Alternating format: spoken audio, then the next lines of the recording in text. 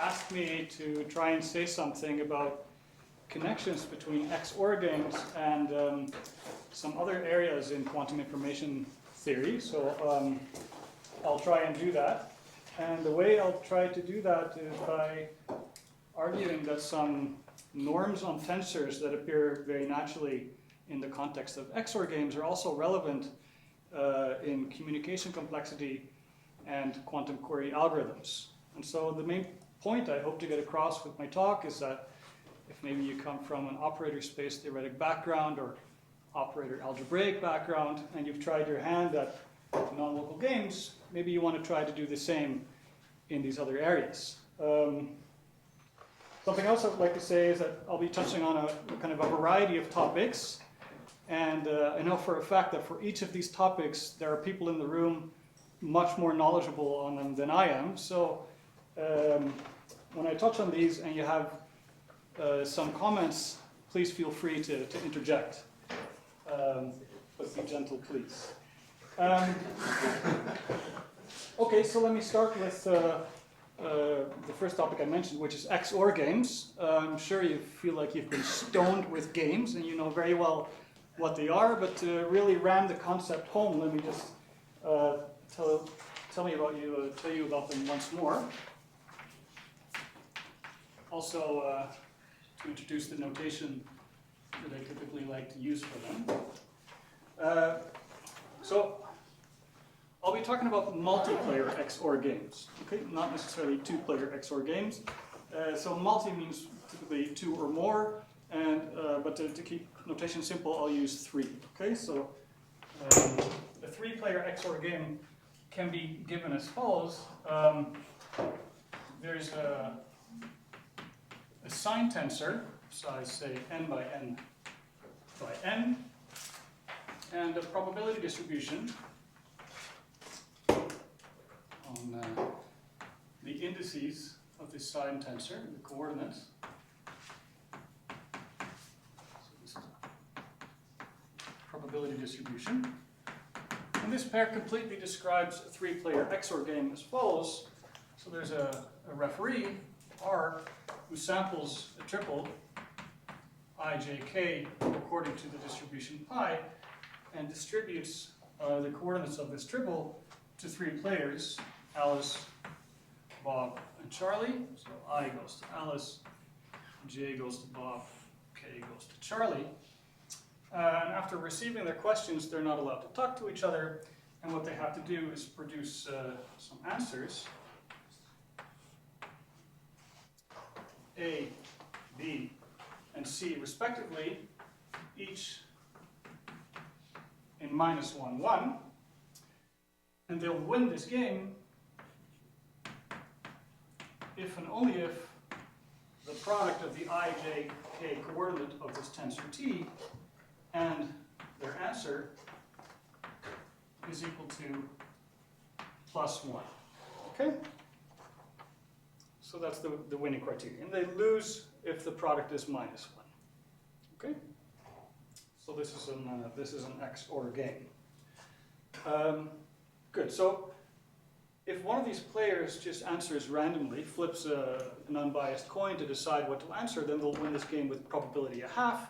And for that reason, you know, a measure for how well they play the game that's typically considered in this context is the bias, which is twice the amount by which the winning probability deviates from 1/2. And this bias can be given very simply as the bias is the expectation of this value, T, I, J, K, and say the answers they give to the triple I, J, K, where this expectation is taken both over this distribution pi, but also over the randomness present in this triple, okay? And this randomness may be due to some shared randomness in a classical strategy they use, or it could be the result of the players deciding what to answer based on measurements on some shared tripartite entangled state. Okay? Good. And so the two measures I want to consider in this setting are the local bias, so the best possible bias that can be achieved using classical strategies, and the quantum bias, the best possible bias that can be achieved with tensor product finite dimensional strategies. And it turns out you can describe both of these things very nicely in terms of two different norms on a tensor that's naturally associated with the game. So what you can do is define a new tensor, size n by n by n, given by the coordinate-wise product of the tensor t and the three tensor associated with this probability distribution. Okay, so the ijk coordinate of this thing is tijk times the probability of ijk appearing.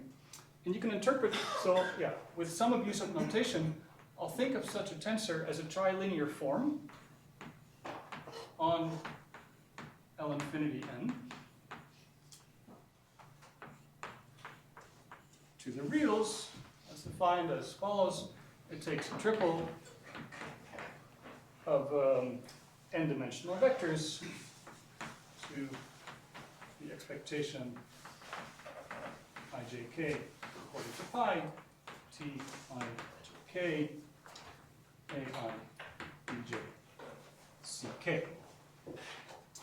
So once you've defined this tensor, the best possible bias that can be achieved using classical or local strategies is just the norm of this tensor viewed as a trilinear form on L infinity. So let's write this as bias look. It's simply the operator norm of this trilinear form. And let's call it the tensor product bias, Q, is given by another norm, the so-called jointly completely bounded norm, a norm that arose from operator space theory. So the realization that this identity holds, I think came from a paper by at least three people in this room, David, Carlos, and Marius, together with Michel Wolff and Ignacio Villanueva.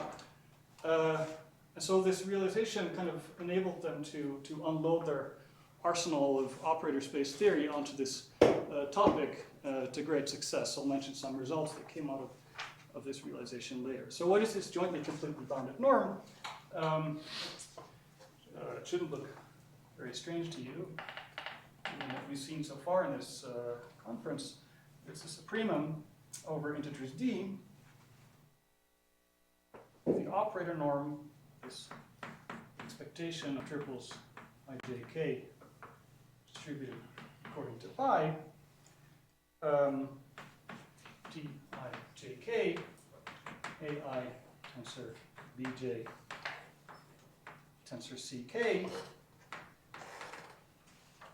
where the ai bj ck are contractions. So they lie in the unit ball, the space of d by d complex matrices endowed with the operator norm.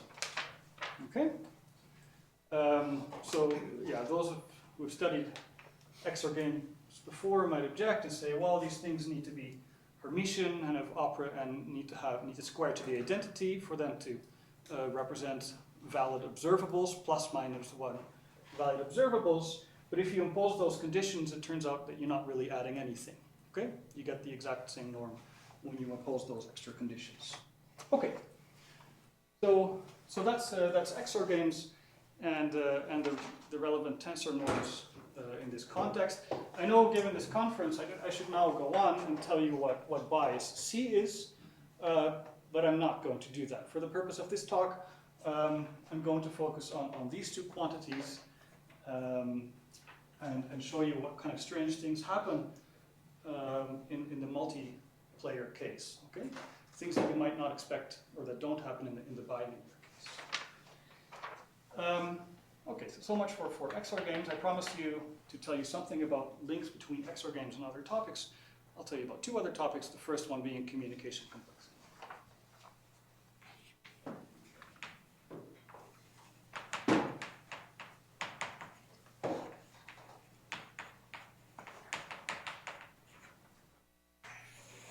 So to keep the diagrams kind of simple, I'll describe here what happens in the two-party case. But in analogy with the setting here, the three-party case will actually be very interesting, but it's slightly tricky to draw. So in comment? No, just the noise. Okay, so in a communication complexity problem, for two parties, what's given is a matrix, okay? In the three-party case, this will be a tensor, just as I had on the left. But in the two-party case, it's some n by n sign matrix. There's two parties, Alice and Bob again, and what they are given are, say, a row to Alice and a column to Bob of this matrix. So we have a pair, ij, I given to Alice, B given to Bob. There's no probability distribution here because what we want them, so we want them to achieve something for every ij pair. So not on average, but for every ij pair they have to achieve something. And what they have to achieve is to determine the ij coordinate of t. Okay? And they want to do this by talking to each other as little as possible. In contrast to games, they are allowed to talk here. So what happens after they've been given their indices is that Alice will send Bob a bit. Bob will send Alice a bit back. 2. And so on until, say, C bits have been sent back and forth. And once sufficient communication has taken place, one of the players needs to be able to decide the value T I J. Okay? So the goal here is to minimize the communication. So I call it C here. To determine Tij for every ij pair. Okay? So the goal is to minimize C. So also here, they're allowed to use some source of randomness. If they don't share entanglement or any quantum things, they're allowed to use private randomness and shared randomness. And in that case, one typically relaxes the condition that they determine the value Tij with probability 1 to that this is determined with probability, say, 2/3. Okay? So let's say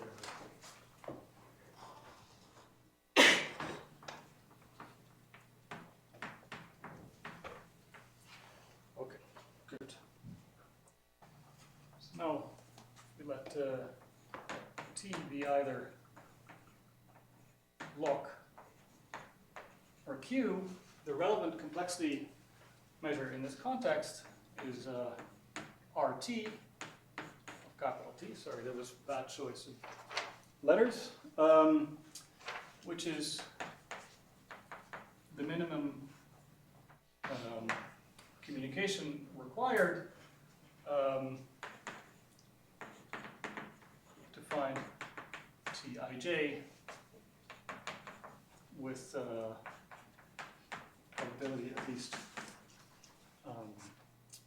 2/3 for every ij in, say, the T model. Okay, so in the local case, all they can use is shared randomness. In the Q case, they're allowed to share an entangled state and perform local measurements to determine what to communicate back and forth. Okay? So those of you who have experience with communication complexity might say, okay, but aren't they allowed to communicate qubits, quantum bits back and forth? It turns out there's a very close relation between the setting where they communicate classical bits and share entanglement and this other setting. Okay? They're up to constant factors equivalent to each other. So we'll stick with this. Okay, good. So what's the relation between this complexity parameter and non-local games? It turns out there's a couple of nice relations. On the one hand, it turns out that you can lower bound the communication complexity in terms of the bias of an XOR game given by a matrix or a tensor T, depending how many parties are involved, and in any distribution of your choice as follows. This is at least some constant divided by, this is at least some constant times the logarithm of 1 over the bias of an XOR game given by this matrix or tensor T, and some probability distribution for any probability distribution of your choice. Okay? So this is one way to lower bound the communication complexity. On the other hand, you can upper bound it some constant divided by a minimum over probability distribution of the bias of the game given by T and that distribution. Okay? So the bias of XOR games can be used to study the communication complexity, if you like. So here, yeah, to make the sketch kind of easy, I used matrices. In the three-party case, you would use tensors, and the communication would also go back and forth. Now, there's various models you can consider in the way they communicate amongst each other when there's more than two parties. When there's two parties, there's a clear order in which they speak. In the three-party case, it's not so clear. What I have in mind here is that somehow the order in which is spoken is fixed, say they cycle or something. And when one party speaks, the other two parties hear what is said. Okay? I don't think that specification is hugely important in these inequalities, but maybe that's the simplest way to think about this. Okay. So this is the number in hand?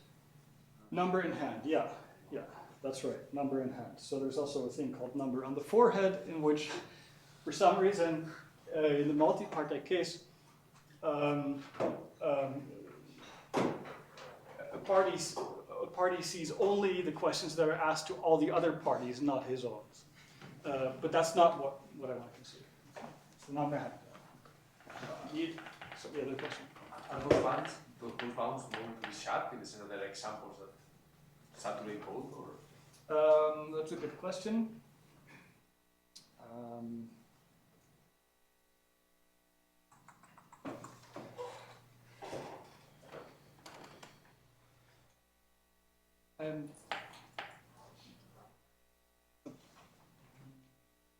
I'm not 100% sure if they're sharp. Yeah, maybe Richard knows the answer. Okay. I don't know. That's a good question. Okay, so on to the third topic. So we had XOR games and communication complexity. The last topic I want to discuss is so-called quantum query algorithms.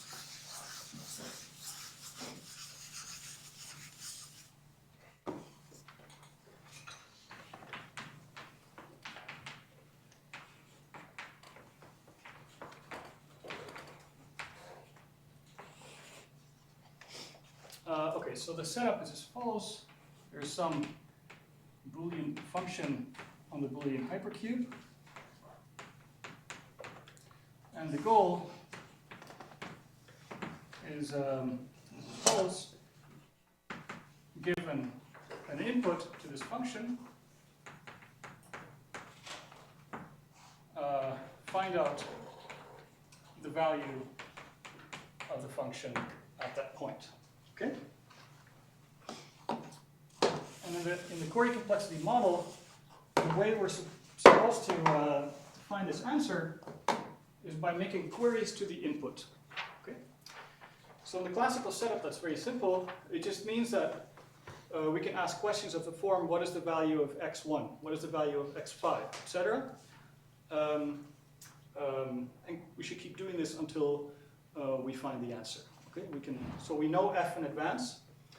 We want to query as few coordinates of the input until we find the value of f at the input. Okay? So a classical query algorithm can be represented something like a tree, say. So first we ask for x1. Say if the value happens to be -1, we say, okay, then the value of f is -1. If it's +1, we go on, we ask for x2, and if x2 happens to be -1, we say, okay, then f is -1. If x2 happens to be +1, we ask for x3. -1, we answer -1, and if it's +1, we answer +1. So what you've done here is you've evaluated the OR function, okay, and on 3 bits, and not so difficult actually to convince yourself that to determine the OR function in such a fashion, you need to ask for all the bits, okay? So the query complexity of the OR function is n, it's huge, okay? You really need to know the entire input. So maybe you've heard of Grover's algorithm. That's a quantum query algorithm that does better than this. It only needs squared event quantum queries. So what's a quantum query?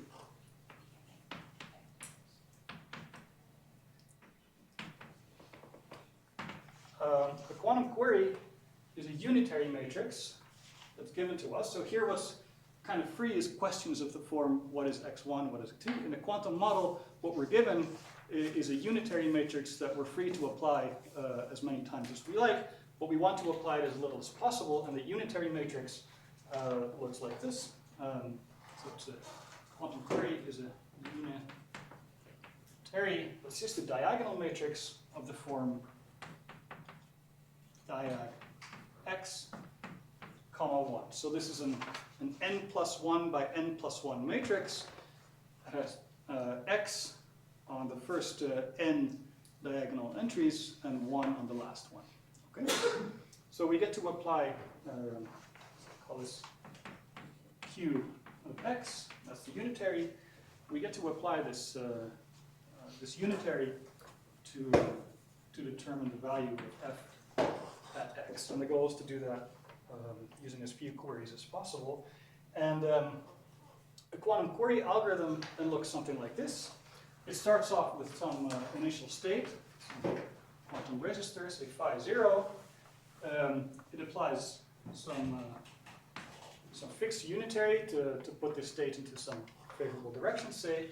Then it applies a quantum query. It applies another unitary, another, that's a q, another quantum query, and so on until it's applied, say, k queries to produce some state. And after this, it makes a 2-outcome measurement to come up with an answer to the question, what's the value of f at the point x? Okay? So after it's produced this state,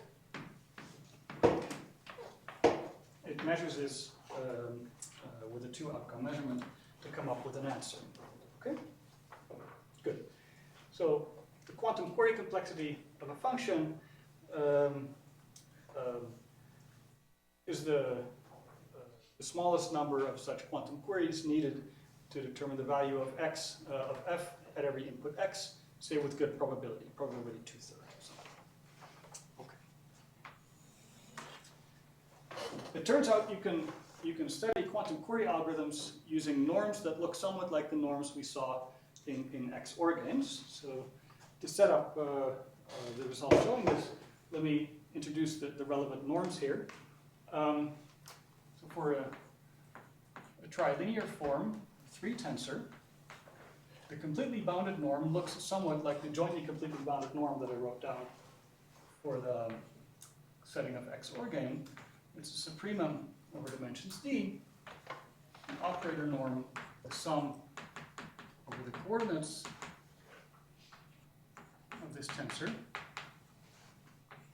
ai times bj times ck, such that ai, bj, ck are d by d contractions. Okay? No commutativity asked for, and there's no tensor products. Okay? That's the completely bounded norm. Another nice norm whose origin is operator space theory. And then based on this, so this is for a 3 tensor, and I hope it's obvious how you should generalize this to tensors of higher order, right? Have more indices and you use more matrices. So based on this, you can define another norm that turns out to be highly relevant for quantum query algorithms, which is a symmetrized version of the completely bounded norm, which is an infimum over decompositions of this tensor. Infimum so the sum over permutations of the tensor legs. So in this case, we have a 3 tensor, so we need permutations in S3. If we have a 4 tensor, we use permutations in S4. And what these things are going to do is permute the tensor legs of T. And the sum is over CB norms of 3 tensors indexed by these permutations. Okay, so this symbol doesn't mean that this permutation is acting on this T. It's just for each permutation we have a tensor T. And then this CB norm is taking over decomposition of the original tensor of the form sum over permutations of these tensors, theta. And so what I mean by this composition is that this permutation here permutes the tensor legs of T. If we were talking about matrices, that would just be the transpose. Okay? Good. So this is a symmetrized version of the completely bounded norm. And then that's a result from a couple of years ago with Srinivasan, Arunachalam, and Carlos, is that you can characterize quantum query algorithms using this symmetrized completely bounded norm as follows. We have some function beta on the Boolean hypercube to the interval -1, 1, then the following are equivalent. Equivalent 1. There's a K query quantum algorithm A such that when you feed it an n-bit Boolean string x, it spits out in the end a sign whose expectation is precisely beta of x. And 2, there's a polynomial in n+1 variables over the reals. It's homogeneous and whose degree is 2k.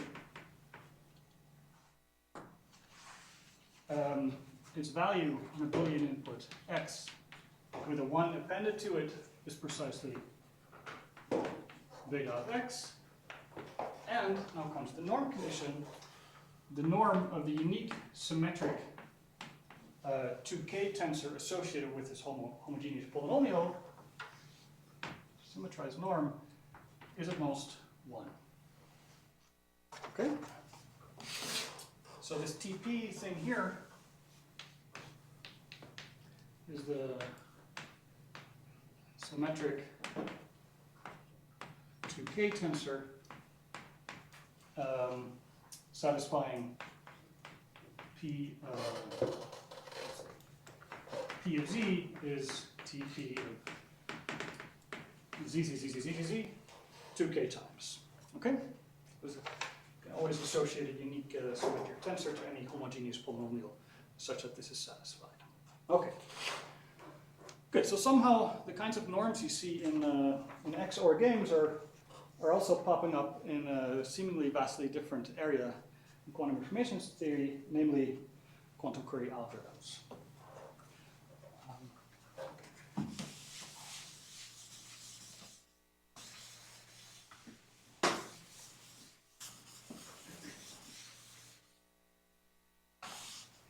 So I hope so far I've given a vague impression that these 3 areas in quantum information theory are somewhat related through relevant norms.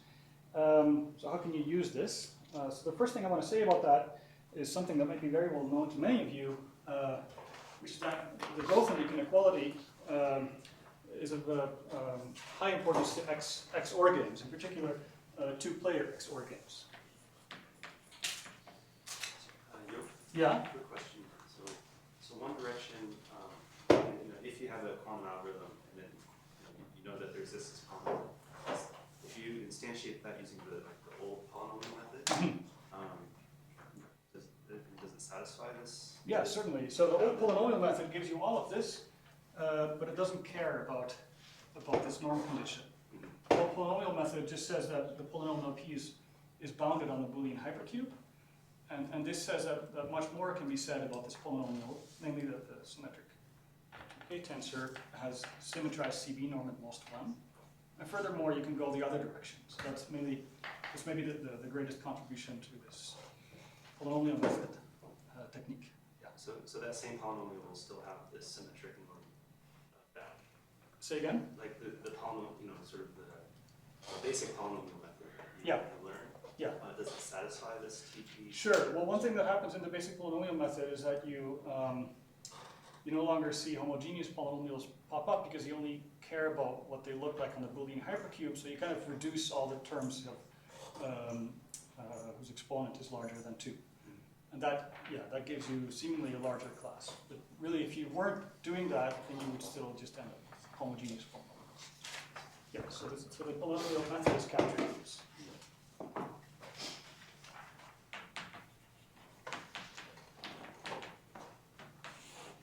Okay, so Searleson in the 80s, I think, was the first person to realize that growth-index inequality, fundamental result, growth rate from the 50s, is highly relevant in the context of Xor games. And in fact, the inequality, so one of his contributions is that this inequality can actually be stated precisely in terms of biases of Xor games. Okay, so the growth-index inequality, Searleson in the, what is it, 87, I think, is equivalent to the assertion that for two-player Xor games, the Q bias over the lock bias, sorry, I'm not filling in arguments here, so being a little bit rough, is at most some constant k. Okay, so maybe I should say that there exists some universal constant k, growth-index constant, so that for any two-player Xor game, this ratio is bounded from above by that constant. That's an equivalent formulation of growth-index inequality, if you like. You might be a little bit less aware that this also has consequences in communication complexity. Actually, using the relations that I erased. So in two-party communication complexity, this implies that the classical communication complexity, randomized communication complexity of any function is at most exponentially larger, c say constant times x, the entangled communication complexity. And this is sharp. Okay? Ranraz gave an example where you do have an exponential separation, but it doesn't get worse than that in the two-player setting. And in particular, what this implies is that if the entangled communication complexity is bounded, so it doesn't depend on the size of the input, if you're considering an infinite family of a function, then so is the classical randomized communication complexity. And third, this is a result of Aronson and co-authors. Sorry, I've forgotten these people's names. Is that the growth-index inequality also has consequences for quantum query algorithms, in particular one-query quantum query algorithms. So what they showed is that the growth-index inequality implies that for any polynomial p of degree at most 2 that satisfies its restriction to the Boolean hypercube. Sorry, so this is an n-varied polynomial is bounded, so -1, 1. There's a one-query quantum algorithm, A, such that this expectation on a Boolean string x is 1 over, it's a constant related to the growth in the constant times p of x. Okay? So they came up with a perfect characterization of one-query quantum query algorithms in terms of bounded degree 2 polynomials, okay, which is very nice. If quantum query algorithms seem intimidating to you in the one-query setting, it suffices to think about quadratic polynomials. So the growth and inequality nicely ties these 3 areas of quantum information theory I've mentioned together. Okay. But here we have 2-player Xor game, 2-player communications, 1-query quantum algorithms. So your next inclination would be to ask, okay, what happens if we have more players, more parties, and more queries? So I mentioned that the operator space community fired their artillery at Xor Games, and I think the most amazing result that came out of this is as follows: it's a failure of a tripartite version of the growth and inequality that would be relevant for Xor Games. Okay. So I guess it is important that the growth and constant is strictly larger than 1, and that has applications for your setup. Your roast. Yeah, right. Oh, sure. Yeah, 0, 1. Yeah, Yeah, yeah, you're absolutely right. Yeah, yeah. Otherwise, it'd be that'd be false. Okay, good. Thanks. Okay.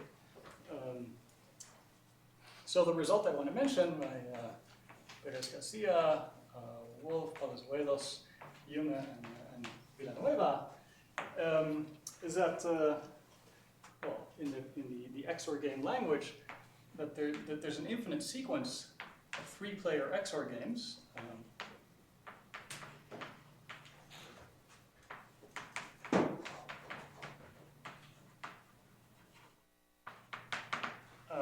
Such that the ratio of the entangled value of these games over the local value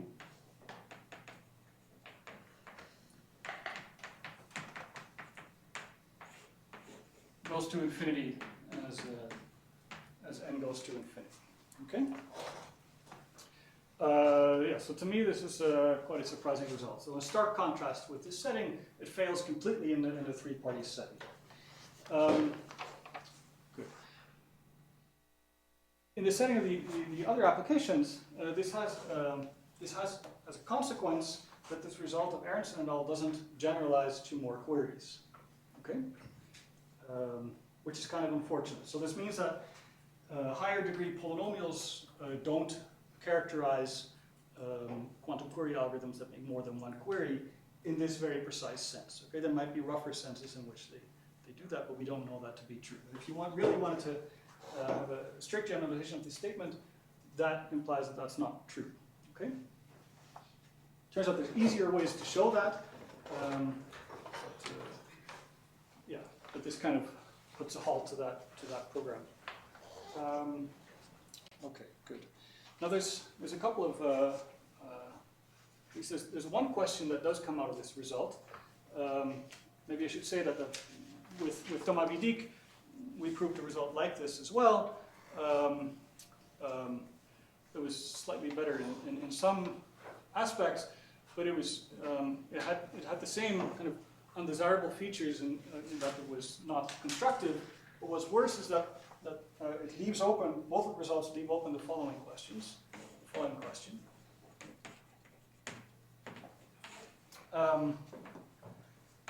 The question is, if there exists such a sequence, 3-player Xor games,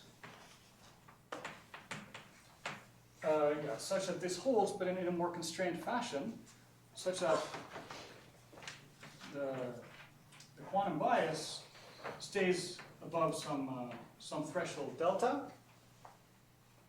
so for all n, and the classical bias goes to 0. Sorry, this goes to 0, as n goes to infinity. Okay? So this result and the later result don't establish this. Turns out there's an analogous question to be asked about communication complexity. So in communication complexity, I should say this is question 1, this is question 2. Yeah, the question is if there's a sequence of three-party, say, communication problems given by three tensors now instead of matrices, with the property that the entangled communication complexity, so RQ Tn, is bounded below by some fixed constant, while the randomized classical communication complexity grows to infinity as n goes to infinity. Okay. So in the two-party setting, this is false. I told you there's at most an exponential gap between the quantum and classical communication complexity. Is open if that's still true in the three-party setting. It turns out that these two questions are related to each other. Okay. Perhaps not so tightly as one might like. In one direction, a positive answer to 2, so let's say a positive answer to 2 implies a positive answer to 1. So that's nice. That would give an alternative way maybe to study this question about failure of the non-commutative growth or failure of the growth inequality for trilinear forms. In the other direction, there's a slight nuisance that an affirmative answer to 1 with the extra property that delta, so this lower threshold, is equal to 1, meaning that these games can be played perfectly in the quantum setting. That implies an affirmative answer to question 2. Okay, so good. So these questions are kind of related. Okay. So no one jumping up, but we heard something very relevant about this from Adam Watts that actually shows that this might be false. Okay, so what he asserted is that in a three-party setting, this condition implies that there's an optimal strategy for the three-party Xor games that can be played with so-called GHZ states. And it turns out that there's a variant of the growth inequality that implies that the classical bias then is only a constant factor away. Okay? So that would imply that in this setting you can't get an affirmative answer. Okay? But he didn't say that that's true for the four-party case. So let's just say that's the next question. Okay. Good. So those are two questions.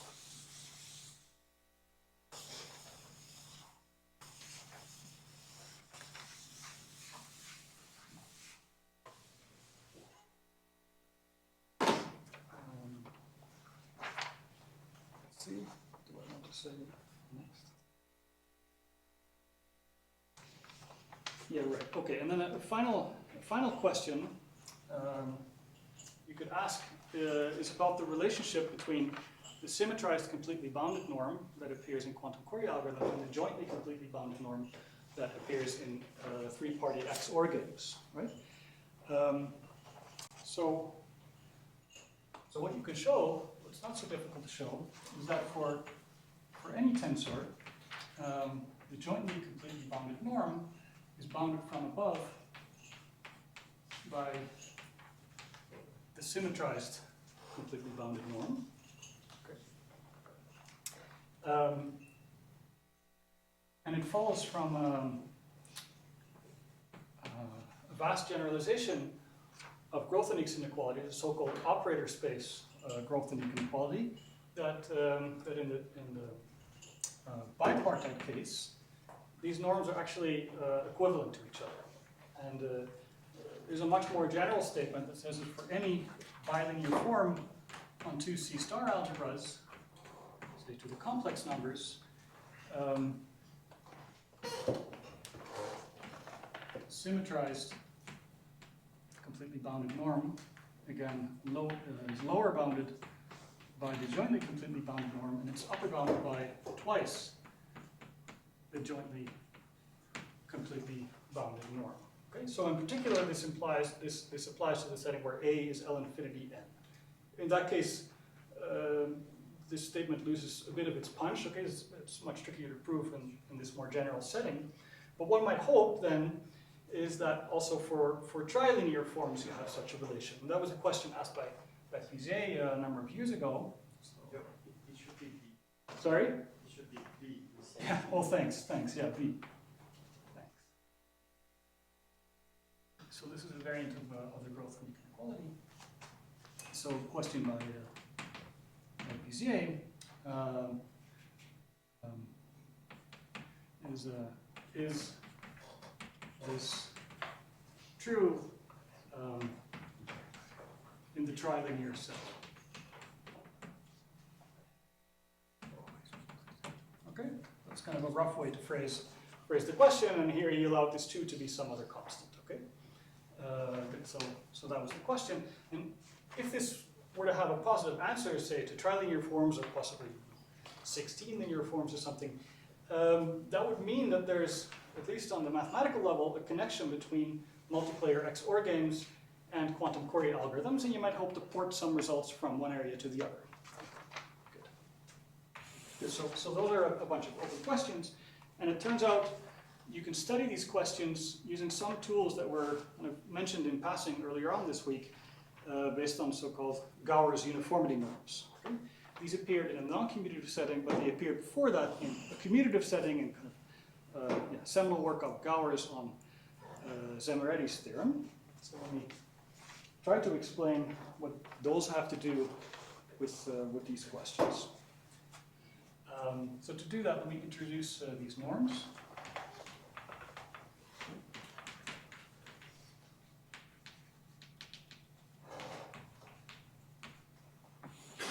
So these norms are taken over functions on some abelian group G, to say the complex numbers, and they're given in terms of the following multiplicative derivatives of these kinds of functions.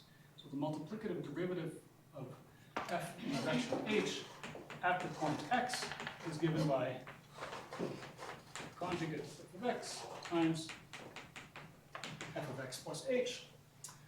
And then the Gauras k uniformity norm of f is easiest to find by telling you what it is when you raise this thing to the power 2 to the k. It's a uniform expectation over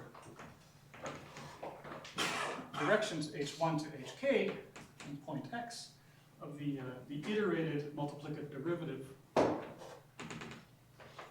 f at x. Okay. If you like, you can put absolute values here, but it's not strictly necessary because you can show this is always a non-negative number, and it's actually positive. Non-negative real number. Good, so that's the Gauras uniformity norm. The Gauras 2 uniformity norm appeared earlier this week for matrix valued functions. Okay, turns out that's relevant for stability type of results.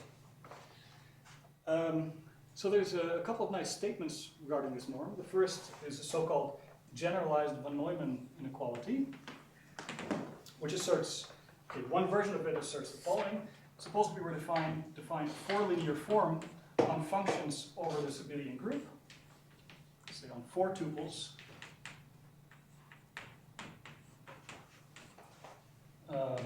by uniform expectation over pairs of elements from the group of f0 at y, f1 at x, f2 x plus y, f3 x plus 2y. Okay, so f0 just gets kind of the direction of the line, and f2, f3, F1, F2, F3 are evaluated at points forming an arithmetic progression on this line, then the statement is that if the Fi's are bounded, so they send say, G to the complex unit disk,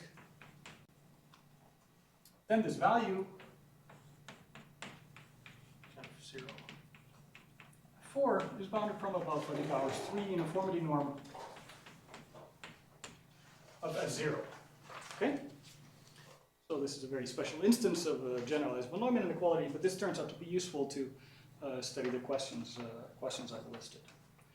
And what turns out to be particularly useful is that this generalized von Neumann inequality generalizes to a matrix setting. Okay? So if you like, you can kind of generalize the definition of these Gauras norms to matrix value functions. So let's say consider F2 and D, and define this multiplicative derivative analogously to we did in the scalar case, replacing this conjugate with a conjugate adjoint, and then defining this norm by replacing the absolute value bars with an operator norm. Okay? But I don't know if this is still a norm. For scalars, it's a norm. I have no idea if this is still a norm, but it's a valid expression. Actually, so this turns out to be a positive semi-definite operator. But that's about as far as I can draw the analogy to the scalar value case. For the rest, I don't know what holds.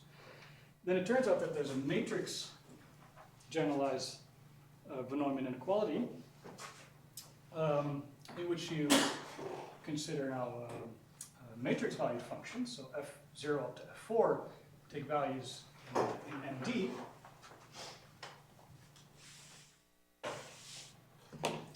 And you define the four linear form analogously, so you get a matrix there in the end. If you then assume that the Fi send G to contractions, and you assume that they pairwise commute, and they commute with the adjoints, when I is not J, the generalized von Neumann inequality generalizes in the matrix setting to the statement that the operator norm of this four linear form evaluated at this four tuple is bounded from above by the Gauras 3 uniformity expression, I don't dare call it a norm, of F0. Okay? So 5 minutes left, I should speed up a little bit. Okay, good. So those are two nice statements about Gauras uniformity norm. I have a question. Yeah. So this is a map from G into the. Do we assume that they pointwise Fi of omega commutes with Fj of omega, or all values? All the values. So yeah. So But then you're gonna Fi of commute the x. subalgebra, right? What's that? But then you're going to commute the subalgebra, right? They're different functions, right? So this is for I not equal to j. Okay. Okay? Yeah. Yeah. Otherwise, Yeah, you're commuting right. Yeah. subalgebra. Yeah. If alternatively, you could put tensor products between these things. Yeah. Okay. Yeah. And that's the way you end up using it for the jointly completely bounded norm. Mhm. So this tool will allow you to upper bound the jointly completely bounded norm of tensors defined in terms of these kinds of four linear forms. Yeah, okay, so I have 5 minutes left. Let me just briefly say a third tool, but I'm not going to say how to use it in view of time, but I do want to mention it for the following reason. So there's a very deep result called the Gauras inverse theorem. The formulation I'm going to describe to you now is by Tau and Ziegler. I'm not sure from when. And it asserts that if P is a prime number larger than K, and F is a function from Fp to the n, so, sorry, this is a finite field with P elements to the complex unit disk, such that its Gauras K uniformity norm is at least some epsilon, then there's a polynomial over Fp whose degree is at most k minus 1, and such that f correlates with the polynomial phase function defined by this polynomial. So what it holds is that an expectation, uniform expectation over f, x and fp to the n, f of x times e to the 2 pi I p of x over p with magnitude at least some delta that depends only on epsilon and this prime, but not on the dimension that you used here. Okay? This is a Gower's inverse theorem. It turns out to be useful to study this question for very particular games, and in particular it rules out that certain games defined by multilinear forms like this will allow you to conclude positively to that question. The reason why I want to write this down is because this statement is trivial when k is 2 for the scalar case, but the matrix case was mentioned earlier this week. It's highly non-trivial. That was the result by Gauras and Hatami, and I think a natural question is, does that matrix statement generalize to a statement like this, where this polynomial is replaced with, I don't know what, a higher order representation of some sort. Okay, so let me very quickly draw to a punchline related to this question. Turns out you can answer Cuisier's question in the negative, thereby kind of telling you all along what you probably thought is that multiplayer Xor games are not related to quantum query algorithms, but now in a formal way. And you can do this by defining a trilinear form of L infinity as follows. First, define a function from just fp, so the finite field with p elements, where p is some prime, to the complex unit disk. My f of x is e to the 2 pi I x cubed over p, so this is some particular choice. And then define a trilinear form, dp, say, on L infinity of fp, L infinity of fp, L infinity of fp to c, I guess, by fp g h, oh sorry, I should say g1, g2, g3 by 5f g2, g3, right? So the phi is that thing over there. Then by the matrix generalized von Neumann inequality, it holds that the jointly completely bounded norm is at most the Gauras 3 uniformity norm of this function, and it turns out that that's bound from above by some constant divided by e to the 1/8. On the other hand, by some classic tricks from, I'm not sure what the origin is. It's either operator algebras or operator space theory. It turns out that if you look at this trilinear form as a tensor,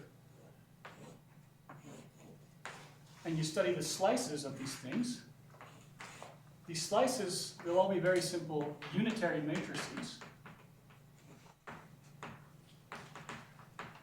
All of them. So this is an abstract drawing of our tensor T here, and that turns out to imply, by a result of Varopoulos, that the symmetrized completely bounded norm of Tp is at least is exactly equal to 1. Okay. And so if you let p go to infinity, you get an unbounded separation between the symmetrized and jointly completely bounded norm of this. Okay, so that answers the question of Puisé. Time's up, so I'll stop here. Thanks.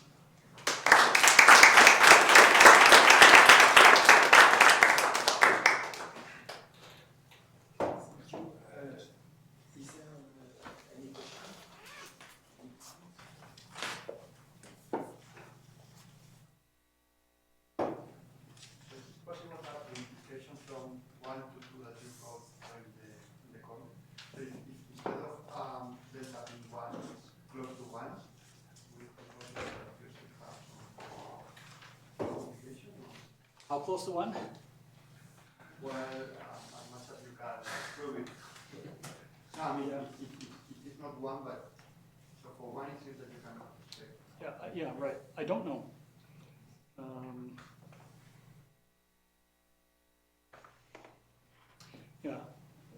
I don't know. It's because in one of the relations between the bias of Xor Games and this communication complexity, there was a minimum over all possible probability distributions that you have to take, right? But if the value of the game is 1, that means that regardless of the distribution you use, it's going to be 1, right? So this minimum doesn't do anything. So that's what makes it difficult. Yeah. And I'm not sure if having value, very close to 1 gives a way around that.